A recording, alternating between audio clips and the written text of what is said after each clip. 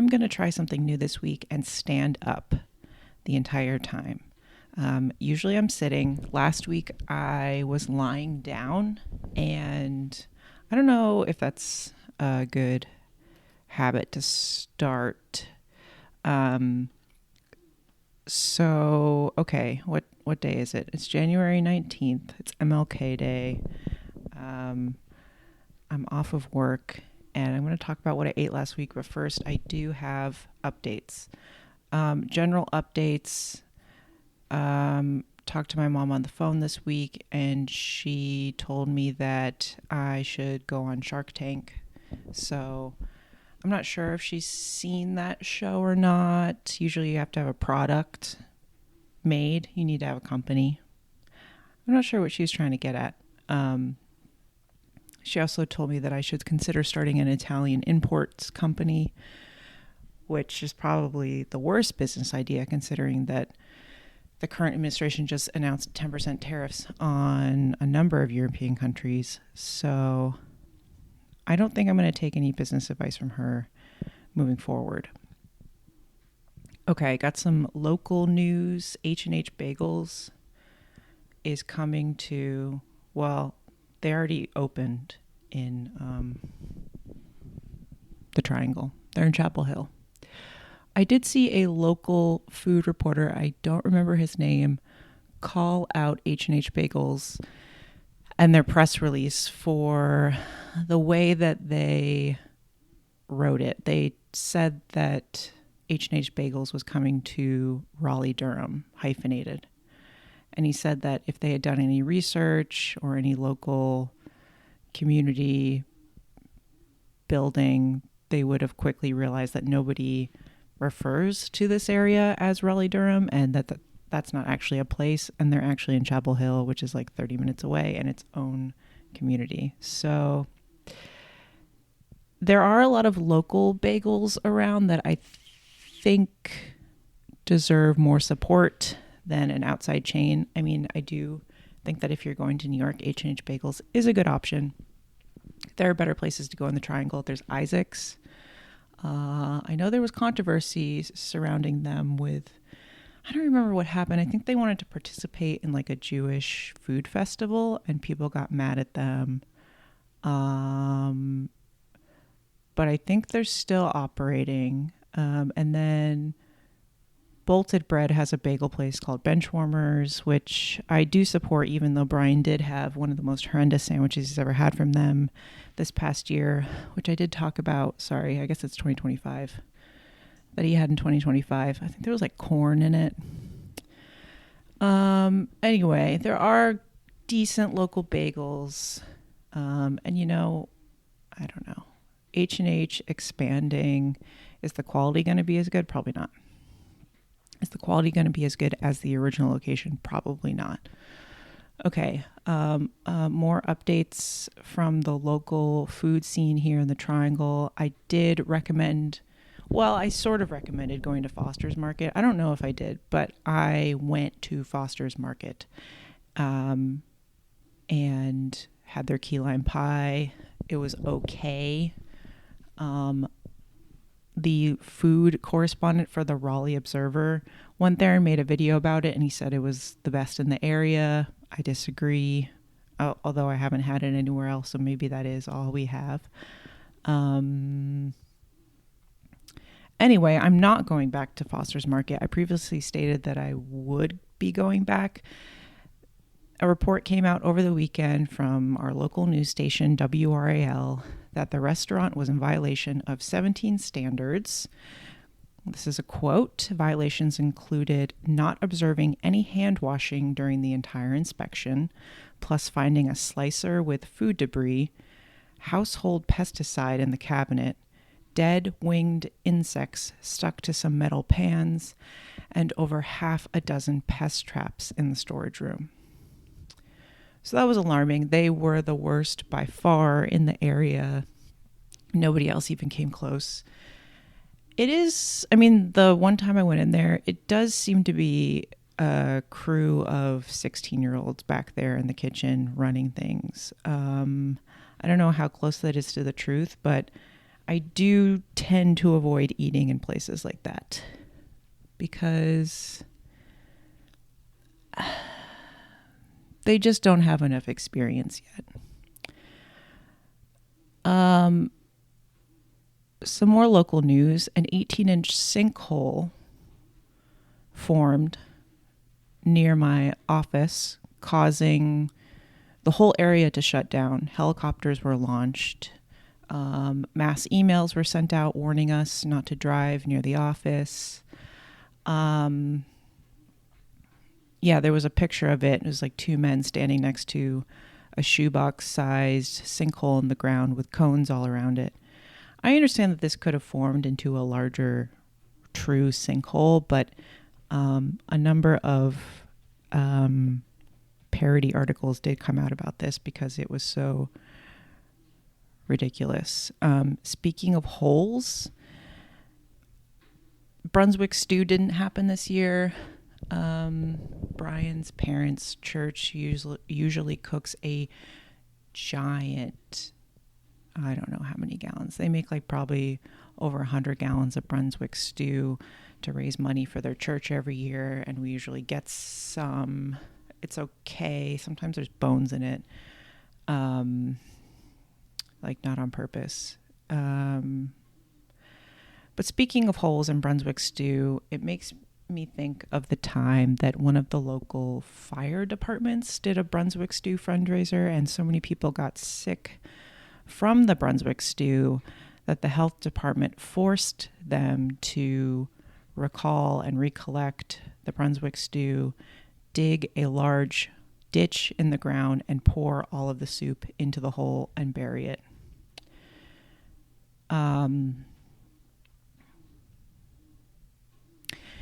I wonder, do they like mark it afterwards so people know that there's like maybe botulism in that hole?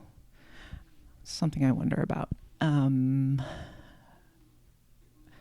Somewhat local news. Brian's work. I visited Brian's work, which is a farm, and I got two of the biggest cabbages I've ever held. One was a Savoy cabbage, one was a Napa cabbage. And I'll get into cabbage stuff a little bit later in the episode. I had to put them in the trunk of my car. They were so big.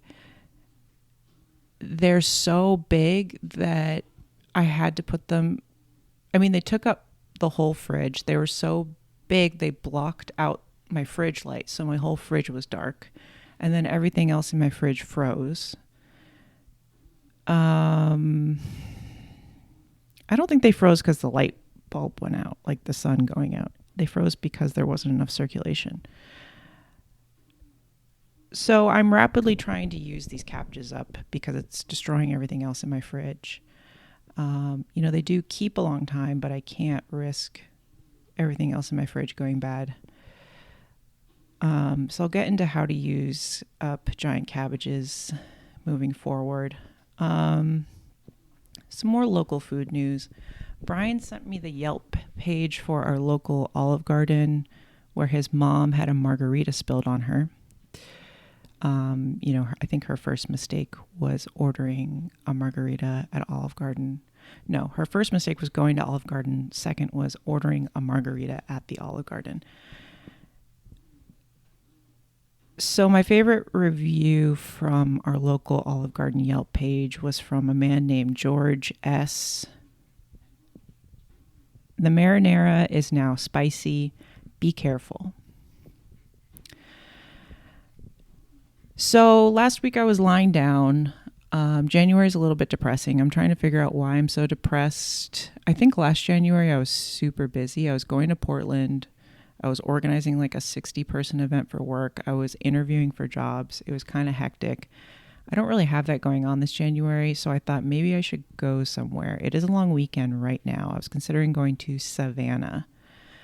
There were a number of factors stacked against it. The first of which, Brian didn't want to go, which is fine. But if I want to go on a food-oriented trip, it is nice to go with somebody who wants to eat food and order additional food to taste and help me eat the food. Second, I wasn't feeling well. Third, it was going to rain. Fourth, I went on Google Maps. Now, I have a very prolific Google Map practice where I save restaurants on the Google Map. You can't even see the map because it's covered in flags and lists of places to go. I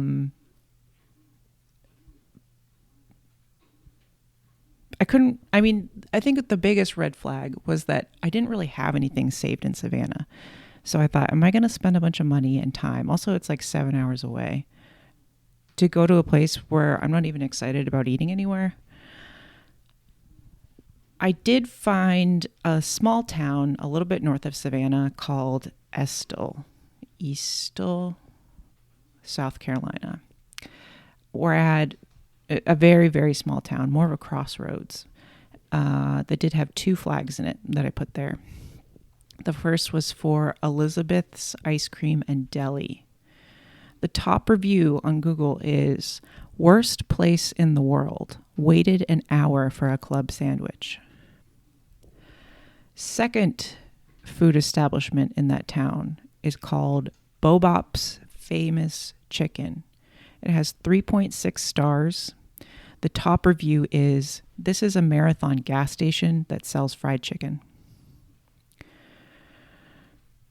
So the thing is, on the drive from my house to Savannah, there are actually, those 2 places I'm not going to go to, obviously. But there are a number of places like that, little hole-in-the-wall family establishments, community centers, that look like they have really good food and they have really good reviews. It's not really worth doing a day trip. It's like they're 4 hours away. Am I going to drive 8 hours in a day to eat at a cafeteria? I'm not sure. I guess I proved that this weekend that the answer is no. In Savannah itself, I'm struggling to find places. I know it's hard to find places on Google Maps, or it's hard to judge places by their photos on Google Maps. Some of the best places I've eaten had terrible photos on Google Maps. One thing that I noticed about the seafood restaurants in Savannah is when you get like a seafood boil, they include boiled eggs in there. I think they're shelled. They don't have the shell on them. David's Crab House is a place that I marked. David's Crab House sounds like a place that has like a infestation issue. There was a deli called Al Salam Deli that looked good. Is it worth driving 7 hours to go to a deli? Here's an example of a place that looked pretty good. That's in between my house and Savannah, but again, maybe not worth driving 4 hours for. Rigdon's Fried Chicken in Hampton, South Carolina. I'm generally not trying to spend any time in South Carolina, but maybe I do need to expand my horizons. Okay, so I guess that's it for that category. It's labeled updates, but I really don't truly know what that was about. Next category is called the internet. This really should be in news and updates. So actually, these are still news and updates. Vital egg scandal. The Vital Eggs scandal has broke, which I thought was funny because last week I saw a commercial for Vital Eggs and I thought, who's buying these? During the quote-unquote egg pandemic, which is a quote from a server in a restaurant I went to who claimed there was an egg pandemic. During the egg pandemic, I don't remember what the actual issue was, but there was an egg shortage. The only eggs left in Whole Foods were the Vital Eggs. They're on the top of the shelf. They're like $17 a dozen. It feels disingenuous. Their marketing, their packaging, their commercials, you can sort of smell that it's a big business. And they claim to be pasture raised, but who can make pasture raised chickens work at such scale that you're in every Whole Foods? I want to believe that it can be done and done well, but I don't think that it is. And now we have proof. They're feeding their chickens soy and corn. I also think the whole point of scaling a business is to make it profitable and to lower the price point so that people are buying your product. When a dozen Vital eggs are 2 to 3 times the price of a dozen eggs you could get at a farmer's market or from your local roadside stand or your neighbor, something's wrong, and it's just exploitation at that point, I think. So I was never into their eggs. I've also been on this idea all week of we need to stop romanticizing food. And I think Vital Eggs is tapping into the food romanticization culture that is so strong right now. Every other food TikTok video I see is super curated, whimsical, twee, kinfolk aesthetic food people saying, welcome back to another episode of Marvelous Kitchen or whatever. And I think that we need to be a little bit more realistic about food. I'm not saying people shouldn't make art out of it, but the reason why a company like Vital Eggs is thriving is because people are not being realistic. I will recommend, well, I guess if you're in the Triangle, you can only get this at a couple Whole Foods in the area. Lada's Egg Ranch. It's hyper local. They do an 18 pack of eggs for $5 to $6. You really can't beat it. A news item. The $3 meal guideline that the current administration released. People are losing their minds. I don't know who did this, if it was a health secretary or the president himself. I don't know who released this.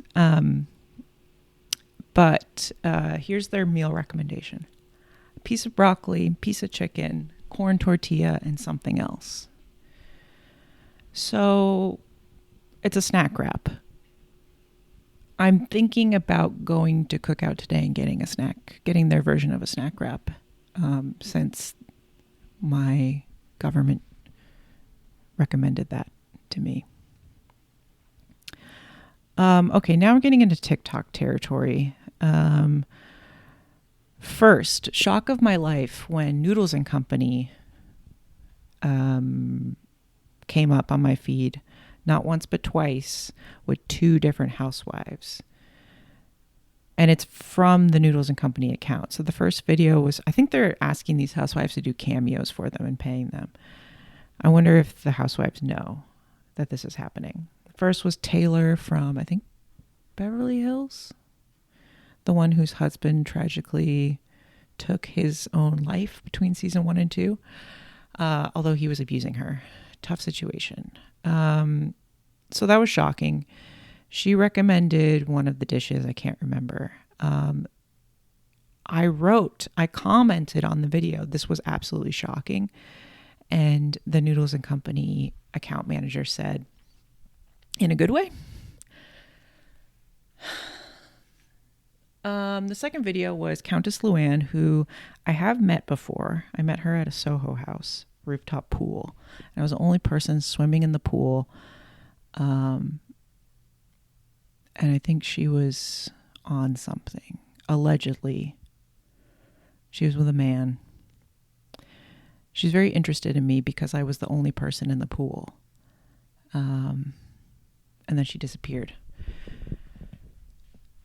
Anyway, she was recommending beef stroganoff from Noodles and Company.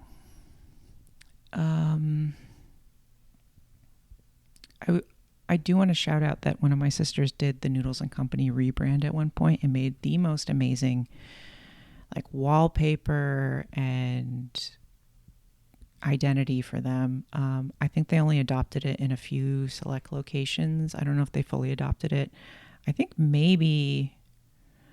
Anyway, I don't know what's truth or not, so I'm not going to go with it. But I'm going to ask them to step it up and go with that full rebrand. Okay. I'm still thinking about pecans. I really just need to make that cookie recipe and move on with my life. But I did see a recipe for, I don't know what it is. It looks like a pecan dump. It looks like a cobbler. I think it's called a cobbler. Um, it looks kind of nasty. You make a batter and then you pour it in, and then you make some sort of like glazy sauce, and then you pour that on top of that. You don't mix them together. You bake it in a cast iron. It has pecans in it. The creator scooped it out afterwards onto a plate, and it looked too soft. It looked raw. My favorite comment from the video is from someone named Zach, who said, "Pecans suck ass." Rachel Ray came up on my TikTok, which shocked me. I thought that okay, first of all, I keep getting Rachel Ray confused with Kelly Clarkson. It's Rachel Ray who's going through marriage issues, not Kelly Clarkson, I think. But I don't know why they are the same person in my head. I grew up watching Rachel Ray's 30-minute meals and $40 a day, which made me not excited for my future as an adult. A better name for those shows, 30-minute meals, would have been How to Microwave Things. I need to pause because my cat just opened my laundry room door. He's always trying to clear all the doors like a SWAT team. He's like kicking them down, but I am doing laundry and it's loud. Okay. Best of luck to Rachel Ray.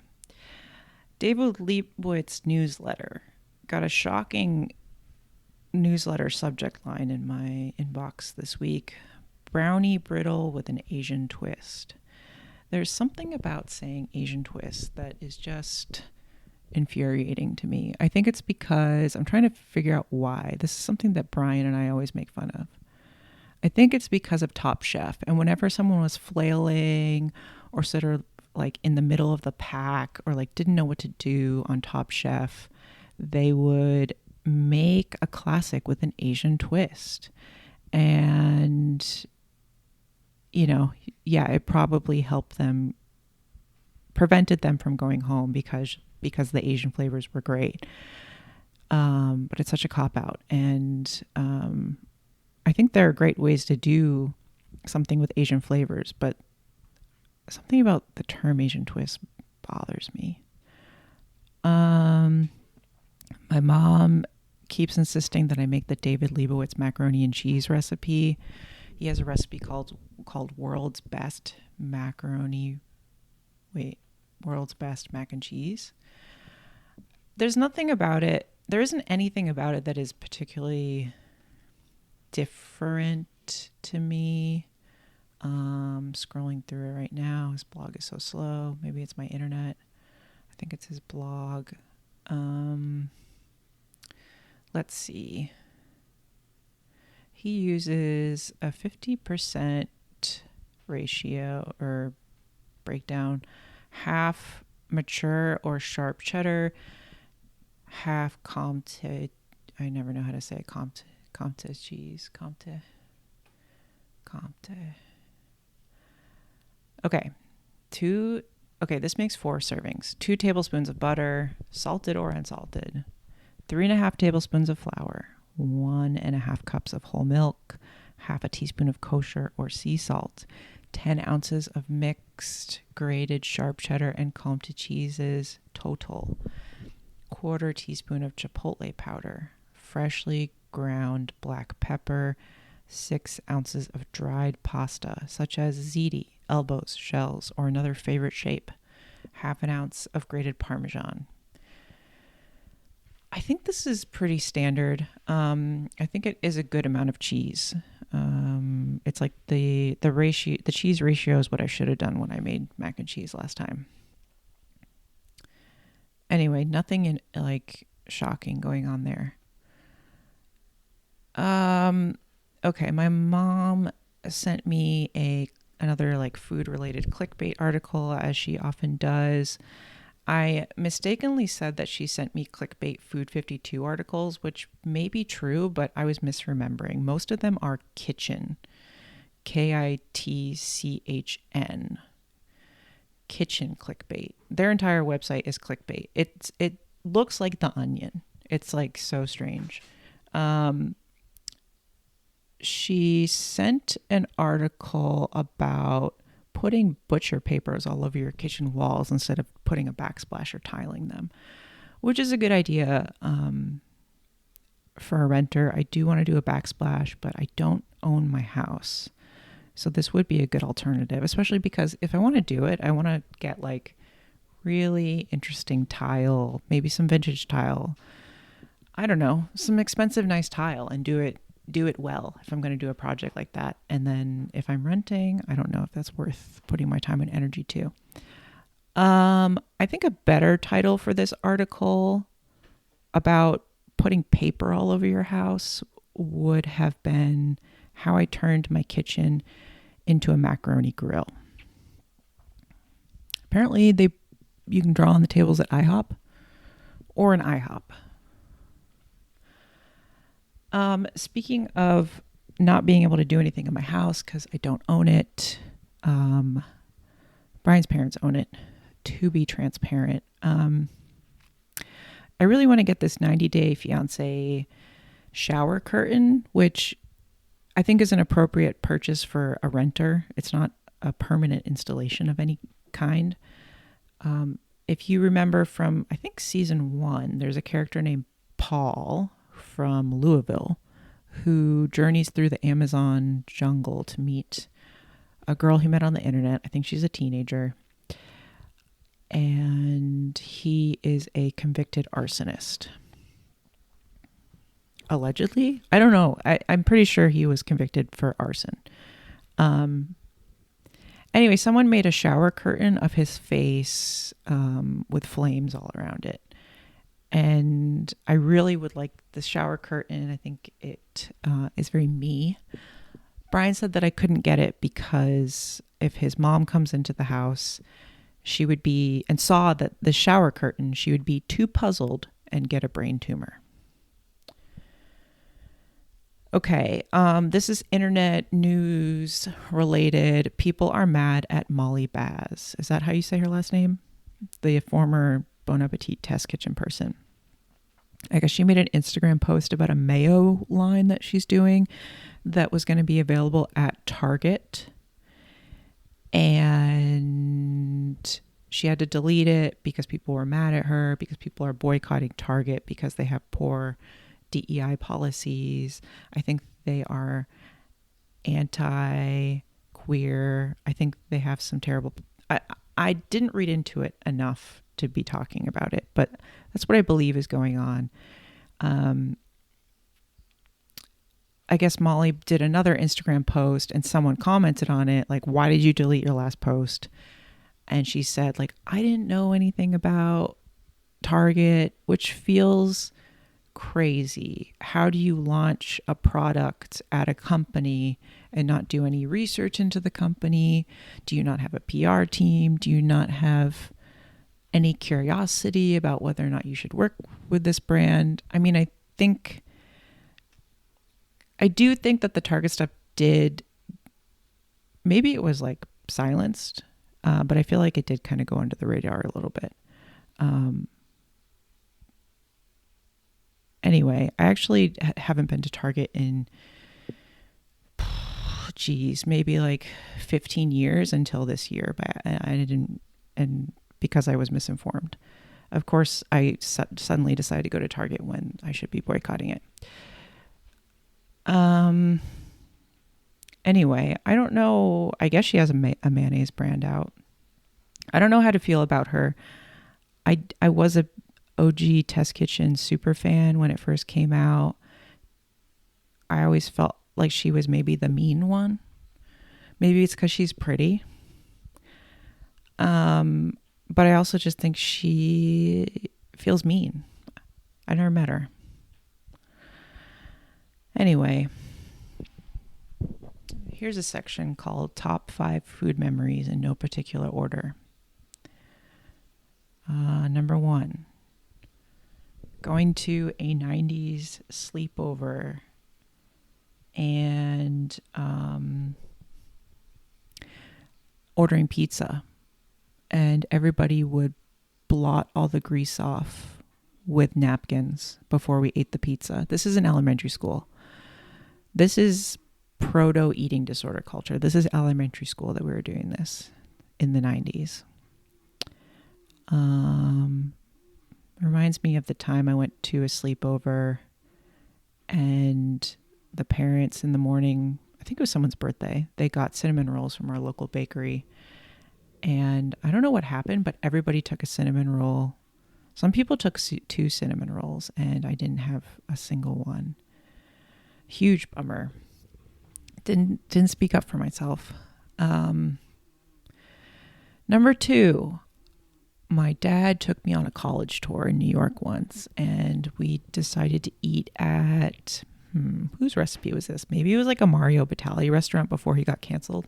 It was some Italian, like Food Network guys. Maybe it was like a Bobby Flay restaurant. Maybe it was a Tom Colicchio restaurant. I don't remember. We went to an Italian restaurant, and before I went, I think I toured NYU, and a stranger on the street grabbed my ass in the middle of the tour.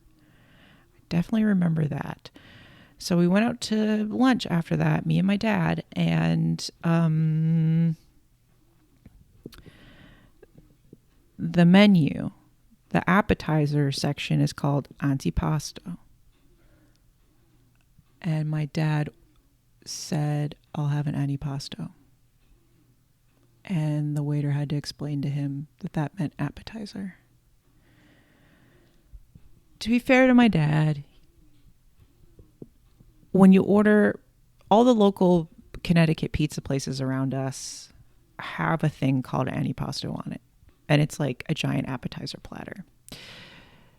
This kind of reminded me of the time I went to Colorado with friends and their family, and we went to an Indian restaurant, and their father flagged the waiter down because we didn't have soy sauce on the table. Okay, number 3, my grandmother making me a turkey and mayonnaise sandwich with rotten turkey. So I thought that I hated the taste of mayonnaise until I was in my early to mid 20s. She was also mad at me that I didn't eat it. 4, the time my dad was next in line at the DMV. I was with him. I was probably about 3, and I threw up on his torso, and a whole tomato slice went into his shirt pocket. And then he had to leave the line, start over again. Number 5, the time we had to churn butter in 2nd grade. Took all day. And then when it was time to eat the butter on cornbread, the girl ahead of me in line stuck the whole butter knife into the butter, then into her mouth, all the way into her mouth, like the whole thing, and then stuck the knife back in the butter. So I just sat back down at my desk. Okay, next section. My former supervisor went on a trip to Ohio, and she sent me her food log. She sent me all the places that she went. Spoiler alert, her favorite thing that she ate on her trip was from Red Lobster. I've never been to a Red Lobster. Let me go through her food log real quick. And this was in Columbus, Ohio, mostly. 1, salmon bowl with rice, greens, roasted Brussels sprouts, and sesame soy sauce at Red Lobster in Winchester, Virginia. Best of the trip. Potluck at a Shape Note singing in Winchester, Virginia. The best dish was apple pie with strudel crust. Observed shocking behavior when people began devouring pavlova before the lunch break began. Wow, pavlova's really having a moment. Pizza and tandoori roasted vegetables at Roma Pizza, Winchester, Virginia. Mushroom burger at Bob Evans in Columbus, Ohio. Pastries from Tous les Jours Bakery, Columbus, Ohio. Group boodle dinner at Bonifacio Filipino restaurant, Columbus, Ohio. Bonifacio? Probably, if it's Filipino. Various cups of excellent coffee at Patrick's house. CM Chicken Korean Fried Chicken at their Reynoldsburg, Ohio location. Brie, fig, prosciutto sandwich, and Caesar salad from Frascati's booth at the Little Grand Market food court in Columbus's Grand View neighborhood. Donato's Pizza. Cup of roasted tomato soup and chopped blue cheese salad at Cap City Diner, Grand View neighborhood. Blueberry cornbread, herbal tea, biscuit with house-made sausage, Salt Box Biscuit Company, Dayton, Ohio. Banh mi from Huang's Vietnamese restaurant, Columbus, Ohio. Wendy's Junior Bacon Cheeseburger, Marmot, West Virginia. I think we have a lot of overlapping food tastes. This sounds basically like exactly what I would be going after on some sort of trip. Maybe not a mushroom burger at Bob Evans. The last time I went to a Bob Evans was in Ohio. My dad was wrestling with himself. He really wanted biscuits and gravy, but he thought he should get a salad, even though it was breakfast time. My mom forced him to order it, and he miserably ate it. Okay, let's get into what I ate last week. January 12th, 2026. It was a Monday. 9 a.m. Counterculture with half and half. Oh, counterculture coffee. I need to edit that. Made at home. 10 a.m. Ciabatta from Bolted Bread with wild dill snowfrisk cheese. 1 p.m. A bowl of bran flakes with milk and a handful of grazza potato chips. 6 p.m. Tuna salad made with fishwife albacore tuna with Spanish lemon, mayonnaise and Dijon mustard, shredded romaine, pickled banana peppers, and bacon on bolted bread ciabatta toasted in bacon fat made at home. The ciabatta from Bolted Bread, I think that was a new item. It was good. It was dark, whole grains, had really great... I loved it. It was great. I have no complaints. I do have a complaint, or a reality check maybe, about fishwife. And I think that fishwife tuna is why my mom was like, you should go on Shark Tank. Because whoever made fishwife just put regular tuna in a can with great packaging and is charging out the wazoo for it. In order to make enough tuna salad for both me, Brian, maybe some leftovers, I had to use all 3 cans that I got for Christmas. They come in 3 packs. And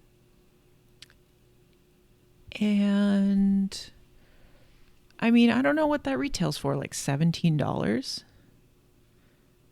It's getting ridiculous. And it doesn't taste any better or any different than any other canned tuna that you're getting at the grocery store. In the same vein, I guess, the nice thing about pickled banana peppers, I'm using the Food Lion store brand pickled banana peppers. No matter what tier of pickled banana peppers you're buying, they're going to be good. And I think it's the same for tuna. And I think that we are getting bamboozled. The romanticization of food is continuing, and we're getting bamboozled into buying fishwife because of the packaging. Same goes for the grazza potato chips. Are we saying grazza or grazza? January 13th, 2026. It was a Tuesday. 8:30 a.m. Counterculture coffee with half and half made at home and leftover tuna salad on ciabatta. 11 a.m. A bowl of bran flakes with milk. 12 p.m. Bolted bread ciabatta with wild dill snowfrisk cheese. 4 p.m. Grazza potato chips with wild dill snowfrisk cheese. 6 p.m. Rustic Bakery ginger baby cookies. I bought these Rustic Bakery ginger baby cookies originally to eat with my sisters. I forgot about them. Rustic Bakery, you may recognize their cracker boxes. I feel like they're sold at Williams-Sonoma. It's like a long, skinny cracker with wavy edges. I think it's a sourdough. They're from California. Anyway, they make these ginger baby cookies. They're super cute. I don't understand why they're gendered. It makes me think, I started eating them. I was like, why are all these babies gendered? And I immediately thought of when Miss Trunchbull from Matilda yells, why are all these women married?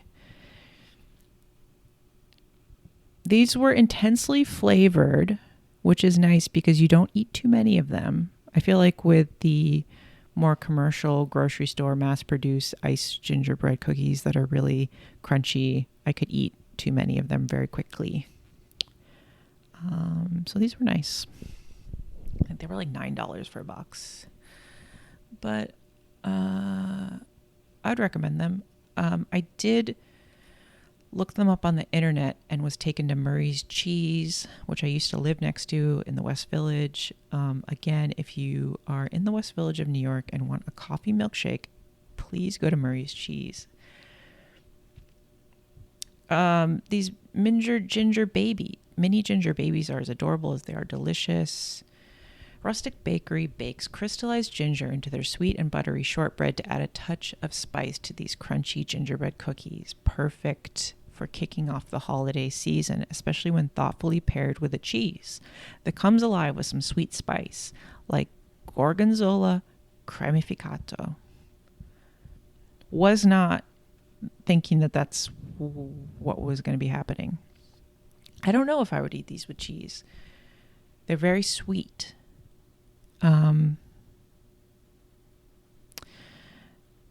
Someone from the Murray's catering team left a quote: create a spicy holiday cheese board by including a bowl of these crisp ginger cookies. Make sure to place it next to the Nettle Meadow Kunik for a very decadent pairing. That's interesting. The pairing recommendations are Gorgonzola cremificato and Murray's Latour. And Wildwood chocolate fennel pollen caramel. Okay. Shoot. There was something. Let me click these tabs. There was something that did shock me when I was originally reading this that I want to. Oh, yes. There's a section called Found in These Collections and Recipes. So they have a Santa's cookies and cheese plate. Sounds delightful, actually. The Sweet Treats cheese board. And then something called Murray's Eggnog with Cheese Pairings.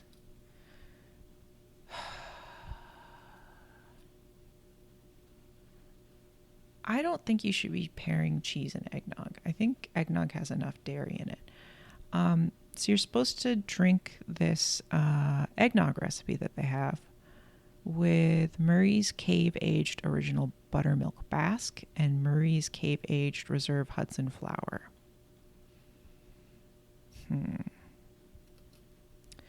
Okay.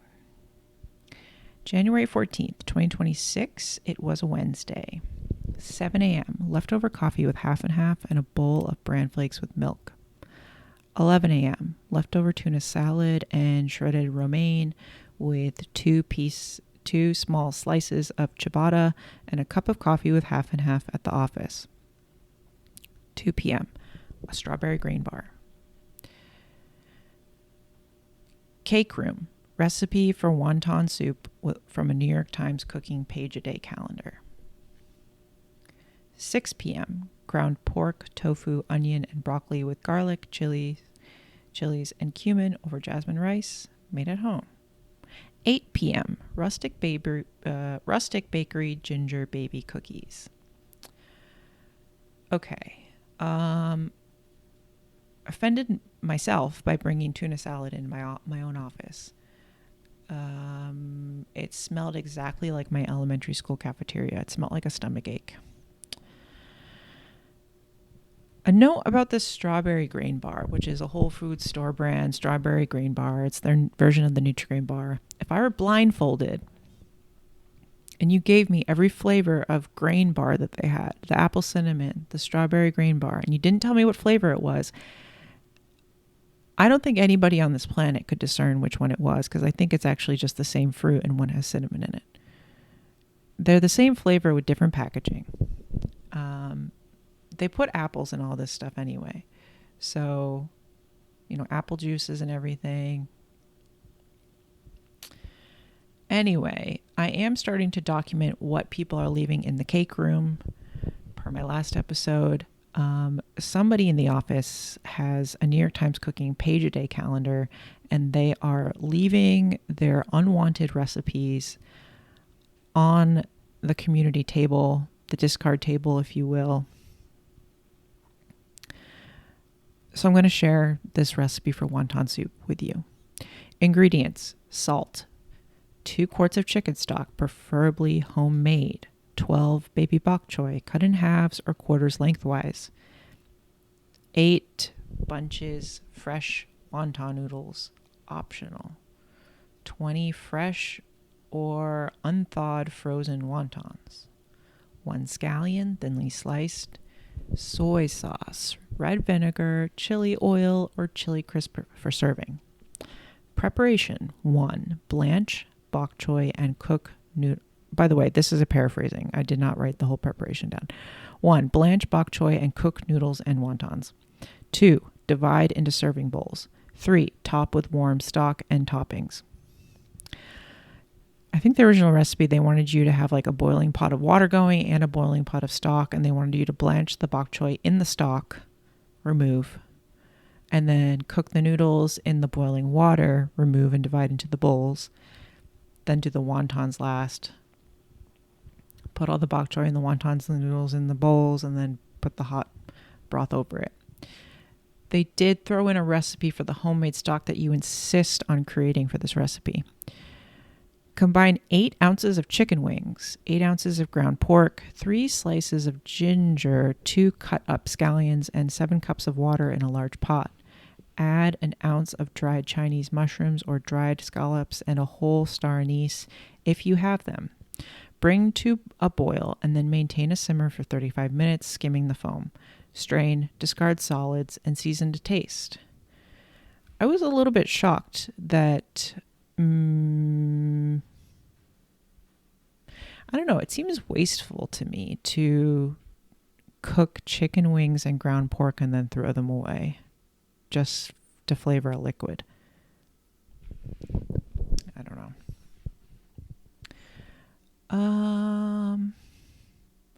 This ground pork and tofu that I made was decent. I'm still on the hunt for my aged soy sauce. I did go to an Asian grocery store this week and they didn't have it. I'm currently using a bottle of Korean soy sauce, which I find too salty compared to this aged soy sauce that I'm dreaming of.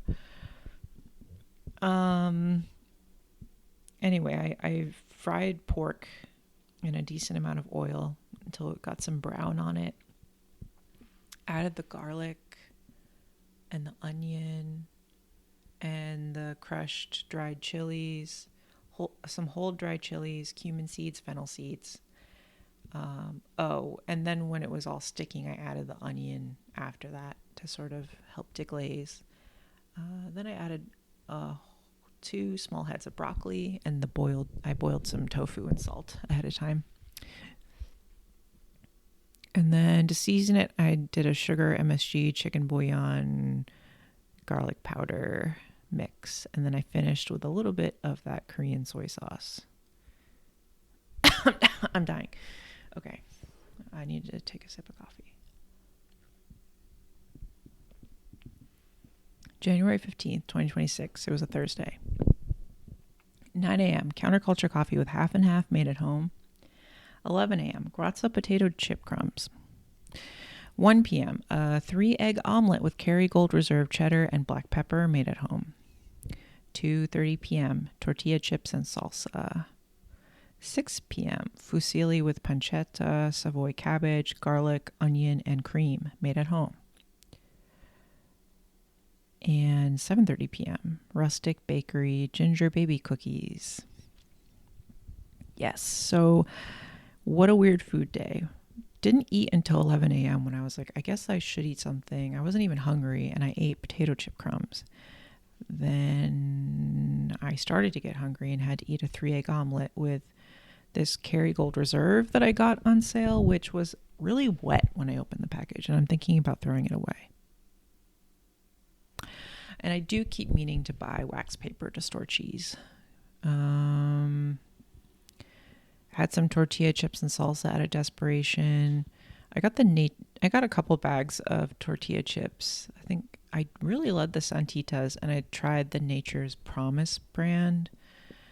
I do not like this brand. I do appreciate that there is a affordable organic line in grocery stores, but there's something about it that I don't trust or believe, and usually their products are subpar. Okay. So I ended up making fusilli with this pancetta, Savoy cabbage, garlic, and onion and cream for dinner because I was like, I need to use up one of these cabbages because my fridge is going to explode. So my question, what am I going to do with a Savoy cabbage? Okay, first of all, I have so many notes in this section. Let me just get them out of the way. I just started a 5-pound bag of even keel from Counterculture, which is a half calf coffee. And yeah, this is terrible. When I was home in Connecticut, we were drinking Counterculture coffee, and then Anna brought a few bags of Metric coffee. The Metric coffee was far superior. I keep buying Counterculture coffee because it's A, local, and B, they have incredible sales. So I'm getting like $60 to $70 5-pound bags. But I think I need to up my game and buy a good quality coffee because it's not good. I mean, I don't know. Maybe I need to like clean my coffee machine or something, but it's not tasting right. Okay. And then I have a note. I should have added it in the recipe, but I used some wine called Her wine, which Brian's brother got me a bottle of wine called Her for Christmas. It felt extremely gendered. He got everybody else who's a male, like military soap. So very hyper-gendered gifts. I really wanted to hate this wine because of the circumstances around it. But it was good. Her wine is good. It's a Sauvignon Blanc from South Africa, and it's good. I liked it. That's my kind of wine. Anyway, what to do with a Savoy cabbage? Went down a rabbit hole. So as I said before, I got a Napa cabbage and a Savoy cabbage from the NC State student farm that Brian works at, and they were on the verge of bolting. You know, when you see a cabbage out in the field, they're supposed to be rounded, but when they and there are cone cabbages, this is different. When a round cabbage is like, when it looks like there's like a finger like trying to poke through from the interior, and the rounded cabbage starts to point a little bit, it's because the cabbage is going to bolt. So that's where these cabbages are at. They're actually beautiful, but they are on the verge of bolting. They're just starting to do that. So I helped out and took 2 of the cabbages home. Anyway, went on Wikipedia. I think that's a great place to start. Per Wikipedia, great way to use up a Savoy cabbage. And I should have used up the Napa cabbage first because it doesn't store as well as the Savoy, but I really just wanted to use this beautiful Savoy. Per Wikipedia, good pairings for Savoy cabbage are white wine, apples, spices, horseradish, meat. Meat in general. And Wikipedia told me that peak cabbage season in the Northern Hemisphere is November through April, which is right now. I think in the past, with my cabbages, I usually try and do a potato pairing with them. But my potato storage, I have probably, 400 pounds of potatoes left. They need to be disposed of at this point. I mean, I could maybe eat them. They're teetering on the edge of disgusting. So that's sort of out of the picture.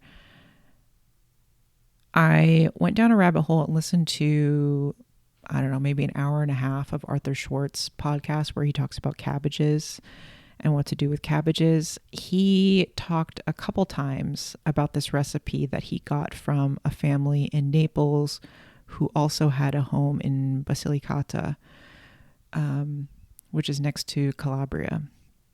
So they use hot peppers there. So this is cabbage and potato with pancetta and hot pepper. So you cube pancetta and saute with olive oil in a 4-quart pot until brown and rendered. Then you add 1/2-inch sliced potatoes and you cook it in the fat. You add salt and chili flakes. Cook it around until they start to soften. Then you take about a 3-pound cabbage. You cut it into squares with the core removed. You rinse it in a colander. Add as much cabbage as you can to the pot until it fits with a teaspoon of salt.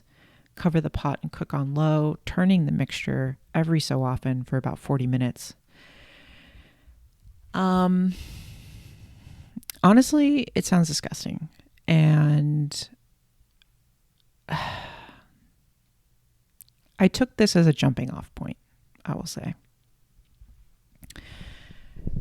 Kept going. With that in mind, I kept going and looking for other ways to utilize this cabbage. My mom keeps sending me cabbage recipes. Like grilled, roasted cabbage, all that. She sent me a cabbage Caesar salad recipe that looked good. Let me see. I think I linked a Bon Appetit recipe, which is going to be behind a paywall. And I don't have time to render it behind the paywall jumper.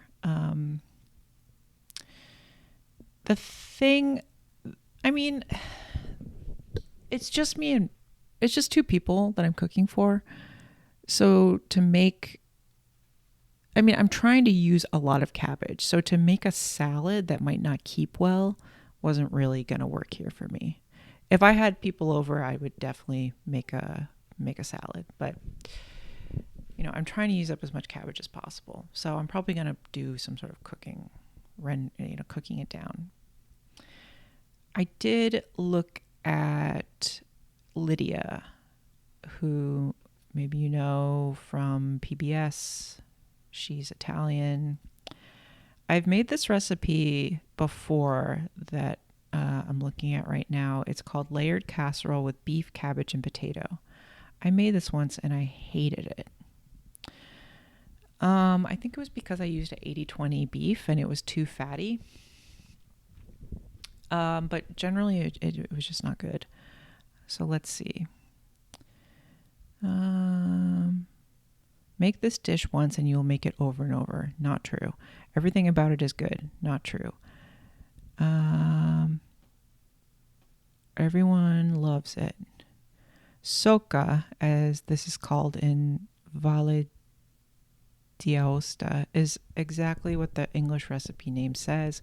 A big casserole with layers of sliced beef, sliced potatoes, and shredded cabbage, all nicely seasoned. It bakes for several hours until the layers are fork tender, and then it's covered with a final layer of fontina, which bakes into an irresistibly crusty cheese topping. In Valle d'Aosta, the meat of choice in Socca is beef or game. In my recipe, it's a top blade roast from the beef chuck or shoulder. I suggest you try it with slices of pork shoulder or lamb leg.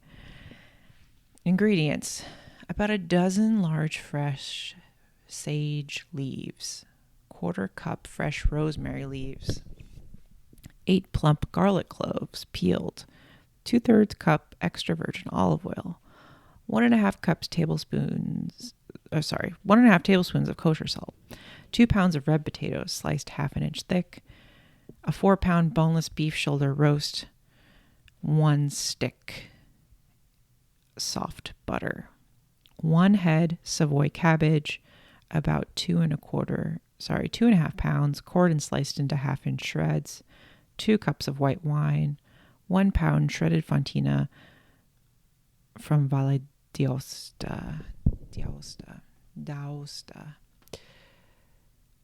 So I don't know if I'm going to make that again.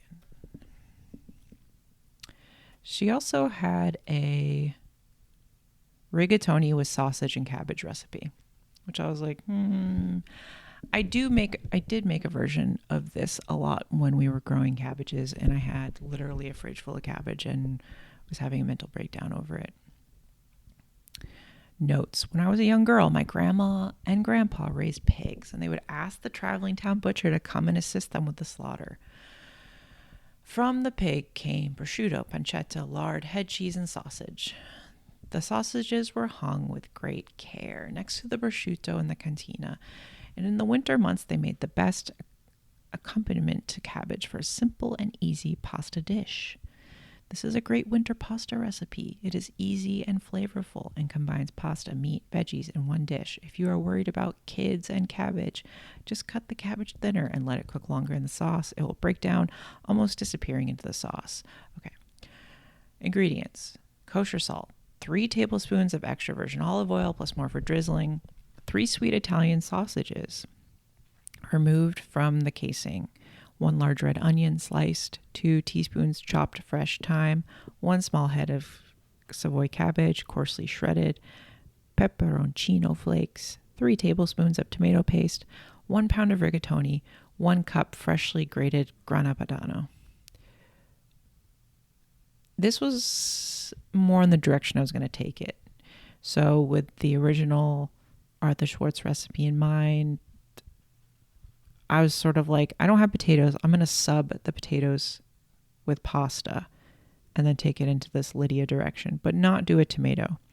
I think there's something about like why don't I have an issue with tomatoes and cream. Something about it is like eating a banana. It's just too heavy in one note.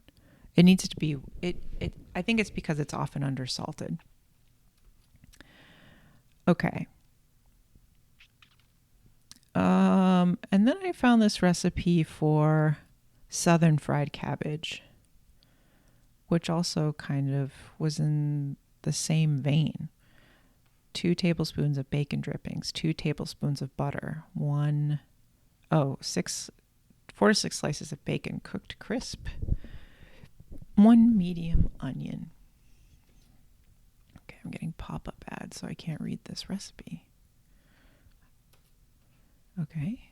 Well, anyway, you get the gist. It's basically sauteed cabbage with bacon fat and some like Cajun seasoning. I also considered making sauerkraut, which I did a lot of when we, again, were growing cabbage and had too many to deal with. I have a huge mason jar of sauerkraut in my fridge that is super old and sour, and I probably need to get rid of it, but I don't want to make more because I don't really eat a lot of sauerkraut. I think I've talked about how when I worked at that pickle factory, I used to make sauerkraut with a boat oar. We would make so much sauerkraut in a huge vat that I had to salt the cabbage and then mash it with a boat oar all day.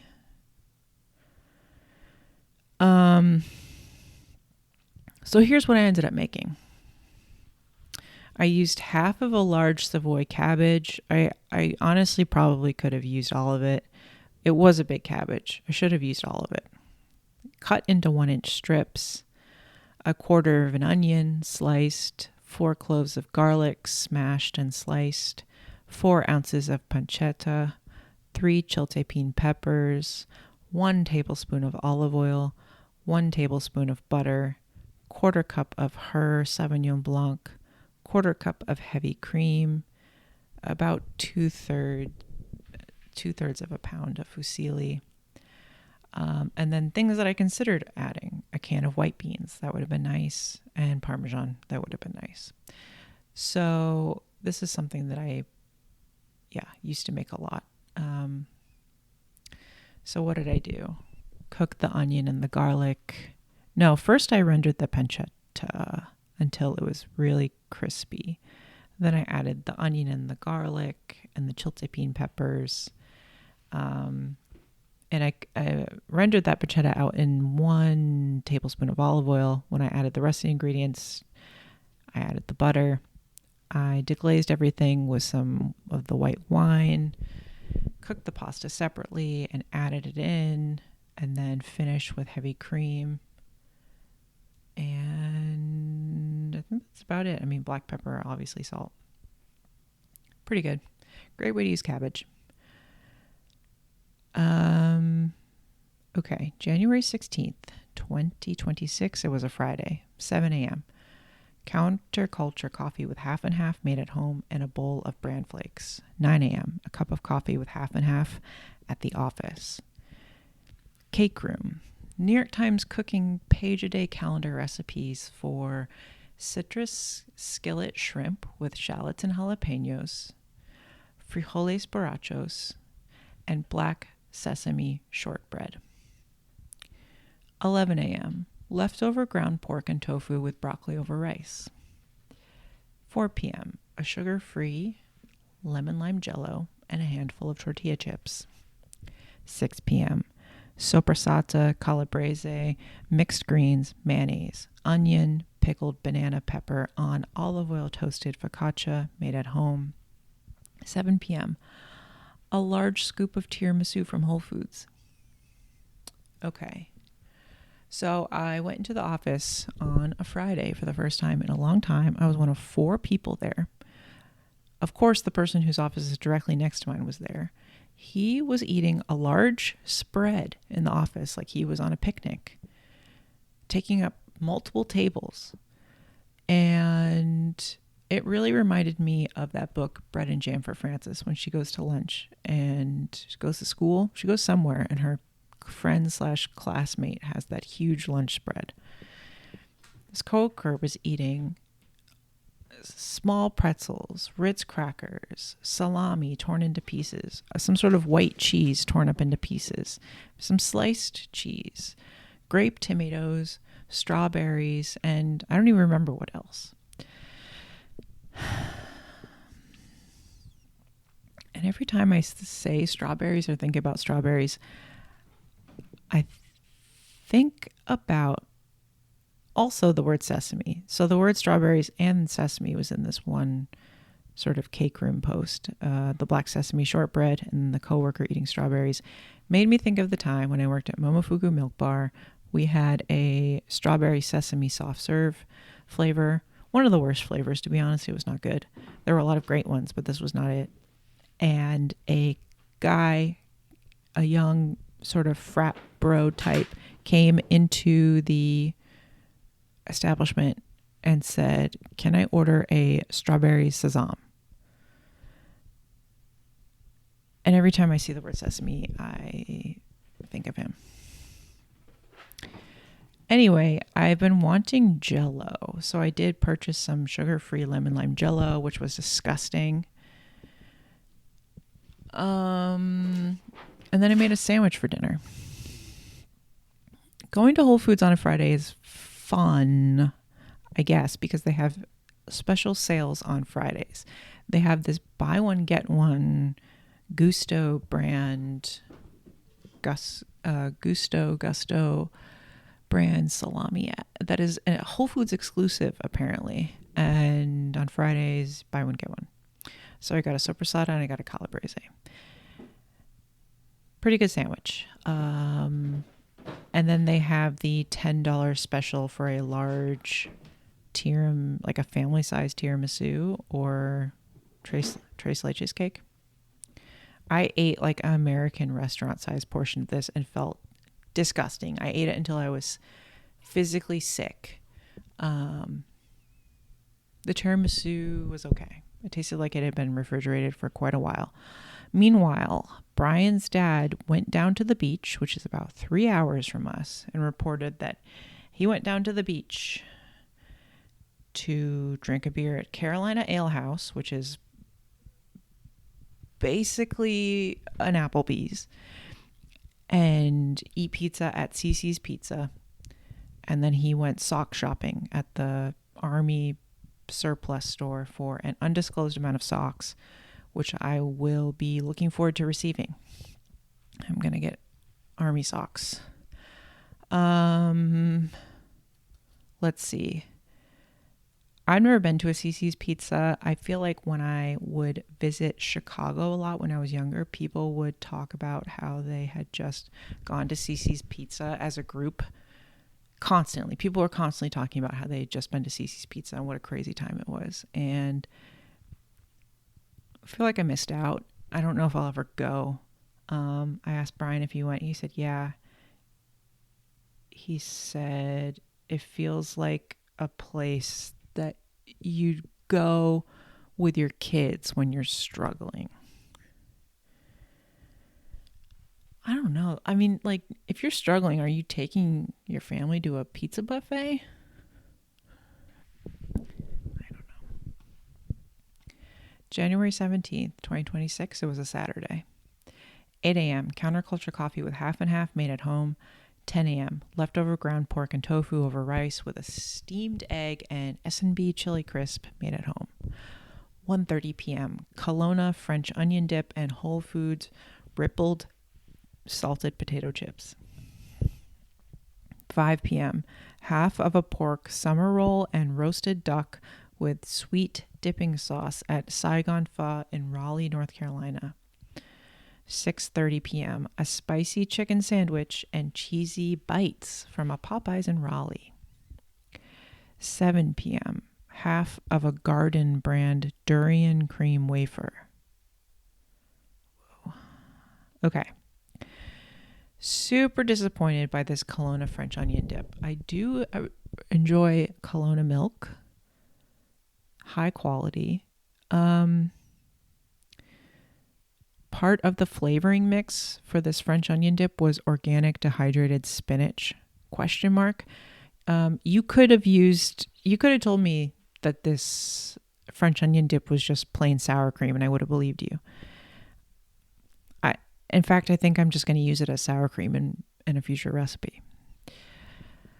The Whole Foods brand rippled potato chips looked like someone had punted them across the store multiple times. It was just chip shards. They're really thick.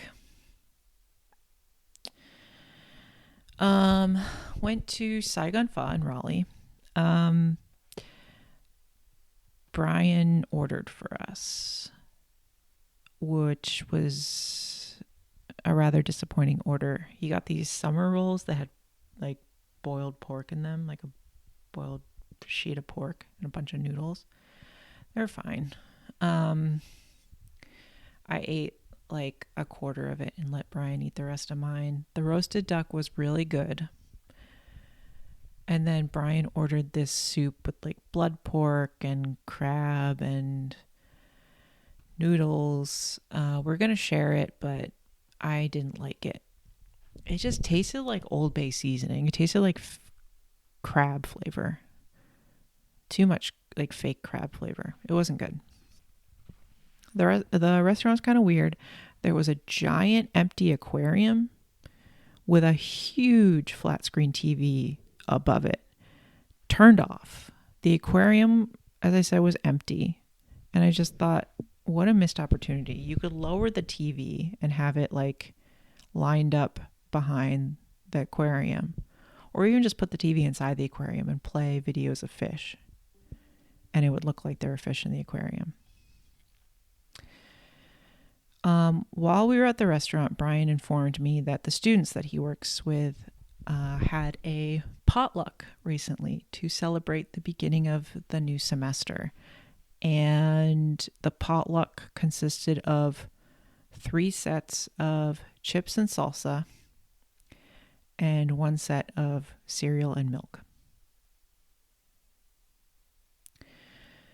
Because I didn't really eat anything at the Vietnamese restaurant, Brian, there was a Popeyes nearby, and I thought, this is my opportunity to try these cheese curds. The spicy chicken sandwich was good.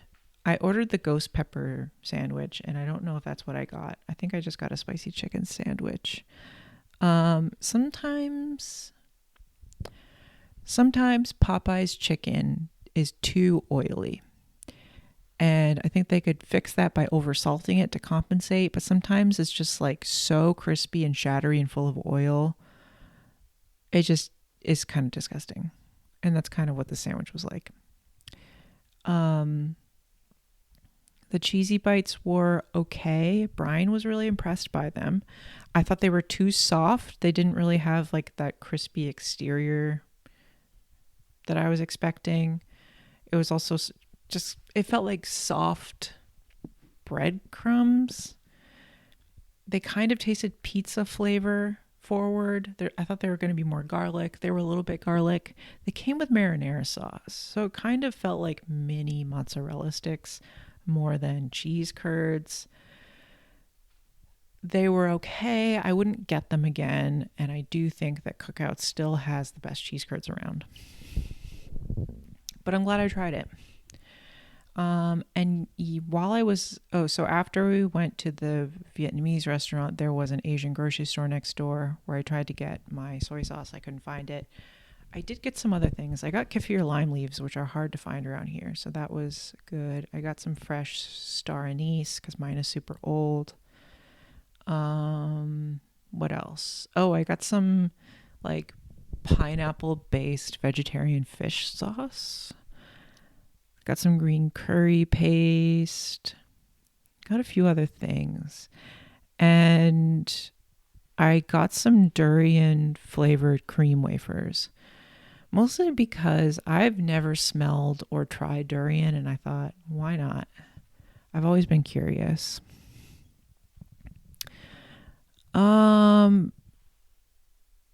This was pretty alarming. Just opening the package, and you still had more packaging to get through. The smell was really overwhelming. It kind of tasted like gasoline, tomato sauce, deep umami, cheese, mushroom, alcohol. It has the same effect when you're eating a truffle and you can sort of smell it in the back of your throat. It felt like that, but like, I don't know. It felt like some futuristic product where it's like a tablet of Italian food or something, like really, really like tomato paste, like really cooked down tomatoes with like a fake cheese flavor added to it. Ended up throwing them away, which was a mistake because now every time I open up my garbage can, that smell comes out and now it just smells like garbage. And I thought about bringing them in to the cake room and leaving them on the community kitchen table at work. And then I thought, I think that would be too mean. Like, I think you're not supposed to do that.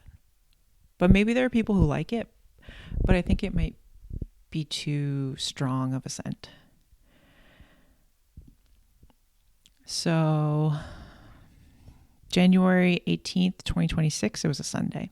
10 a.m., counterculture coffee with half and half, North Country hickory smoked bacon, 2 sunny eggs, and half a slice of focaccia toasted in bacon fat made at home. 1 p.m., hot chocolate with whipped cream made at home. 4 p.m., chicken soup with onion, garlic, white carrots, mixed greens, staled bolted bread ciabatta, black pepper, and la tourangelle olive oil made at home. 5:30 p.m., Whole Foods tiramisu and a cup of Earl Grey with milk made at home. 8 p.m., a sugar-free lemon lime jello. Yikes, what a terrible end to the day and the week. I don't know if I was like sick. Sometimes when I feel sick, eating eggs is disgusting. Like the flavor of eggs. I think I ate eggs when I was sick once, and now sometimes eggs taste like I'm sick, or maybe I am sick, and when I am sick, eggs taste weird. I don't know what's going on, but I barely ate this breakfast. It was weird. The North Country hickory smoked bacon, I've had it before. This felt weird. It felt very rubbery. It felt like there was something wrong with it. It kind of smelled not off in like it's turned, but off in that like it was made from pork from like an older pig. I forget what that's called. But I remember the grocery store by my sister's house in Chicago always used older pigs, and the meat always smelled disgusting. So that was nasty. It did snow, so I decided I was going to make hot chocolate. I wanted to make like drinking chocolate, Parisian drinking chocolate. So this was good. I topped it with whipped cream, and the whipped cream fooled me into thinking it was cool enough to drink. And I took a large sip, and it scalded the entire inside of my body. So I tried to find some hot chocolate recipes, but so many of them called for cocoa powder, which, as you know, I do not have, and I'm still on the lookout for some. So I do have chocolate. So I did David Leibowitz's recipes. So he has a couple recipes. He has a Belgian version. Well, first, let's go with his old recipe. So in 2001, in ancient times, he released a recipe called Parisian hot chocolate. 2 cups of whole milk, 5 ounces of bittersweet chocolate, optional 2 tablespoons of light brown sugar. A few years later, I don't know, 2011, 2018, Belgian hot chocolate. He updated it. He got this recipe from a Belgian hot chocolate shop from, I think Michael Lewis.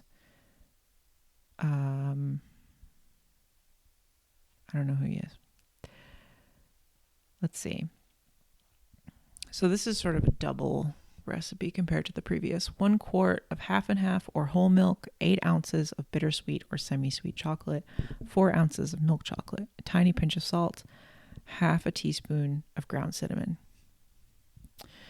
So I ended up making this Belgian style hot chocolate, but with the ratio of the Parisian recipe and the amount of the like a halved version of this, so the Parisian amount. This was delicious. I'll tell you exactly what I did.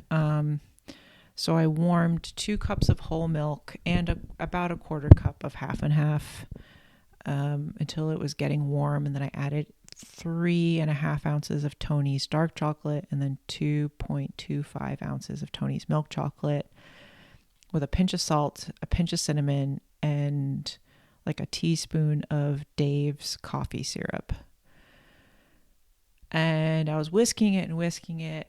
You're supposed to heat up the milk and then melt the chocolate off the heat, but it just wasn't fully, like I kept stirring and stirring, and it was super loose, and the chocolate was melted, but you could see specks of chocolate that was not fully incorporated. It was not emulsified.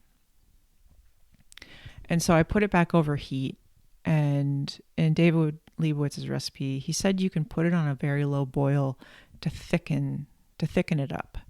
And so that's what I did. And it just got super luscious and emulsified and a little bit thicker. And it was sort of perfect. Brian loved it, which is, I was surprised at. He's not really excited by sweet things. Yeah, I don't know. I didn't really eat a lot this day. Had some soup. I was making stock. Had some tiramisu and some Earl Grey tea. Drinking this hot chocolate made me think of that milkshake study that's like 10 or 15 years old now. But it's on PubMed. If you're unfamiliar with PubMed, it's a great place to look up medical and or nutrient and or food studies. Anybody who gets funding from the NIH, the National Institutes of Health, they're required to share their research findings on PubMed. So it's a great place to find research. There's this study from, what year is it from? 2011. Mind over milkshakes. Mindsets, not just nutrients, determine ghrelin response. This has been reported on widely, NPR, yada, yada. Basically, they gave they made people drink a milkshake. But one time when they made the people drink the milkshake, they told them that it was low calorie. The second time, they told them that it was high calorie. And thinking that something is high calorie reduces your